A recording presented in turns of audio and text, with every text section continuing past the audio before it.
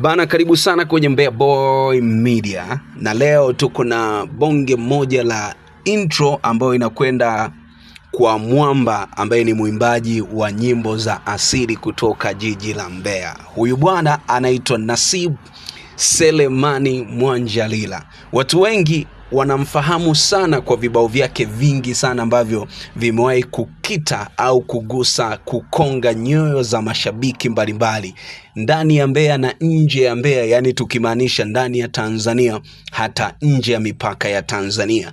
Huyu si mwingine ambaye wengi wamekuwa wakimfuatilia kwa ukubwa na kwa ubora, na sasa ni takriban miaka 20 yuko kwenye game la muziki hii ya asili, na huyu ni Nasib Mwanjalila.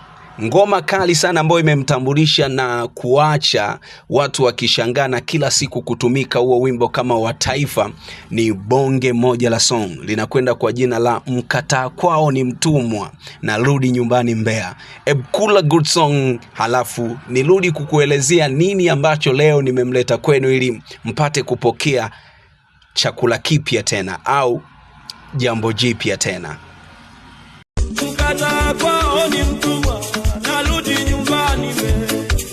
Mkataa kwao ni mtumwa, narudi nyumbani Mbeya. Bana, kama ulivyosikia, hiyo ni bonge moja la song ambao yenyewe ndo inahusika kabisa kumtambulisha Nasib Mwanjalila au Nasib Seleman au Nasib Bandi, na huo ndio wimbo wake ambaye umemtambulisha kwa ukubwa sana katika jiji la Mbeya.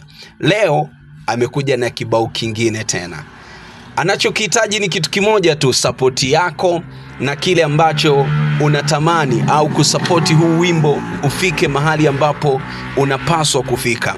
Hebu sikiliza bonge moja la song, new song in town, na unaenda kufanya blockbuster new song ambao sio ya kawaida. Ngoma inakwenda kwa jina la Acha Tamaa Utakufa Mapema. Good music, enjoy the music.